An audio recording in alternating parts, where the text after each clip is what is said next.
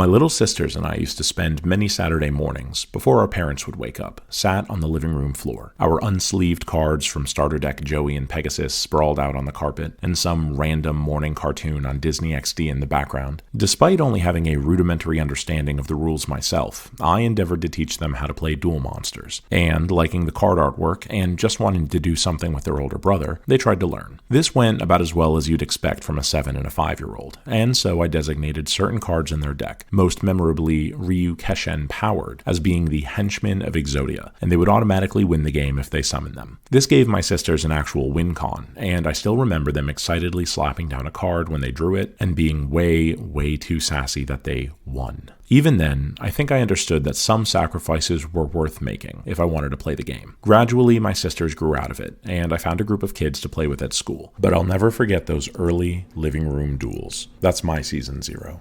I think I fall in line with the majority of Yu-Gi-Oh! Players when I say that I've never been to a YCS before, with most of my competitive in-paper tournament play happening at frequent locals or incredibly infrequent regionals in the larger city nearby. And while I consider myself blessed to have such a wonderful and active local scene, I know that many of you in more remote parts of the country, or God forbid, other countries entirely, have to travel hours for a locals. Still, the desire to partake in an even greater level of competition has always been there. YCS Indianapolis on June 1st of 2024 will be the first YCS I've ever had the pleasure of attending, and I'm unbelievably excited. My EMS partner and I, along with some of my friends, have been labbing and prepping decks for all sorts of events. What are we going to play for Speed Duel?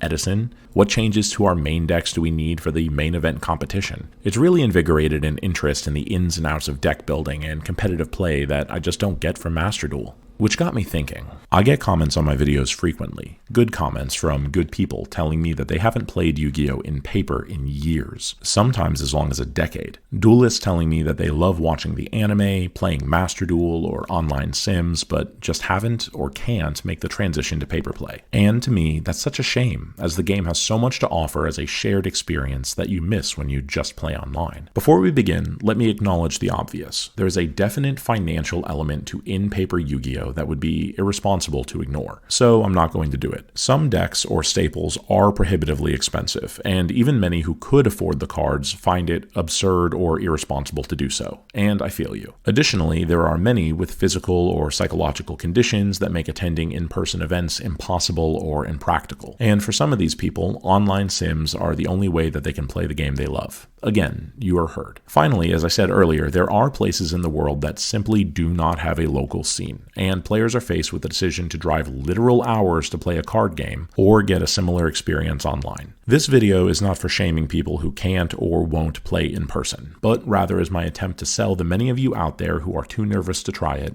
to take the plunge.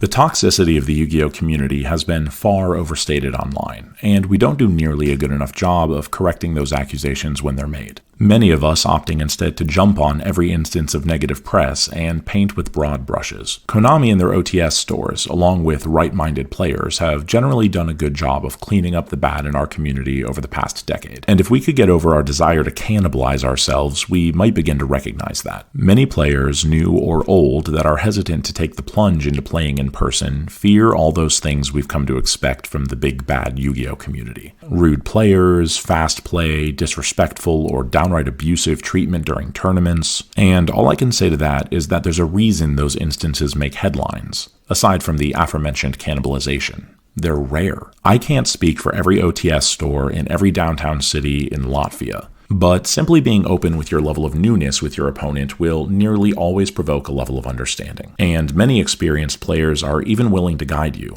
After all, they're probably going to beat you anyway. Speaking from personal experience, players at my locals gladly shower new players with cards and tips. Not always solicited, granted, especially for younger players, helping flesh out an extra deck or sideboard or cut some chaff to help new players achieve better results. Also, do not be afraid to call judges. They are there to help players and keep games fair. If you feel like your opponent is doing something shady, call a judge. Your opponent might get frustrated, but people who get called out for doing shady stuff tend to get frustrated. Just ask Jeff French. Largely, I would say that you don't have much to fear from the Yu-Gi-Oh community. Many OTS stores have policies against the rare player with offensive or ridiculous game accessories, and other players are usually willing to call out inexcusable behavior when it's seen. For my experienced players watching this video, help me make that last sentence true. Stand up for your community and call out that stuff when you see it. You have the institutional support.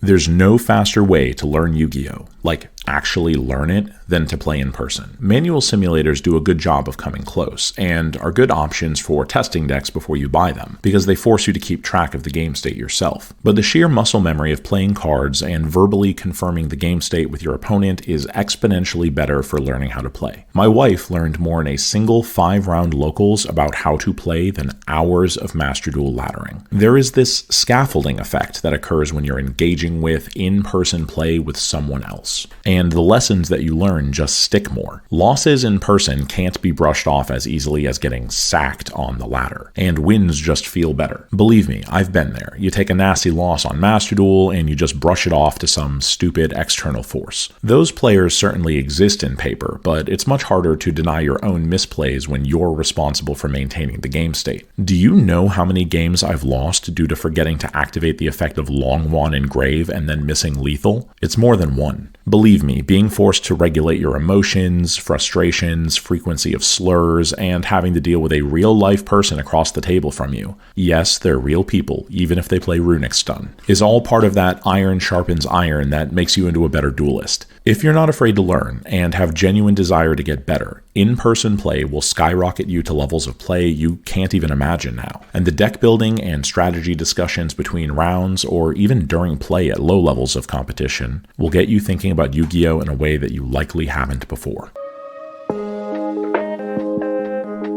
I'm not going to make too big a deal out of this because it's just a personal position of mine, but the world is just cool, man, and we should endeavor to be out in it more. There's a reason we go to movie theaters instead of just streaming all the time, or share memes instead of just laughing ourselves and moving on. Things are better shared, and Yu-Gi-Oh! Is no exception. Commiserating over bad beats or celebrating great wins, sharing decks or moments in person is just a great experience, and it really turns this hobby from a silly card game that we meme about on Discord to something worth dedicating a handful of hours on a Tuesday or Saturday or whatever to. Many are just waiting to take that first step, or hoping someone encourages them to do so. And for those of you, this talking head of a 19th century abolitionist is here to do just that. If anything in this video has inspired you to take that next step, there are a few things you can do to transition into paper easier. Konami has a feature I've linked in the description that allows you to search for OTS stores near you, which can be really helpful if you've not dipped your toes into the water at all. There are a ton of helpful videos on YouTube and elsewhere with budget decks by the dozens. Many of the expensive cards in the format, or in decks, can be skipped and replaced with lower power options until you slowly build the deck up. When I got back into Yu-Gi-Oh! I played Shadalls from the structure deck and slowly upgraded them with the invoked package. I played Sword Soul without a Barone for like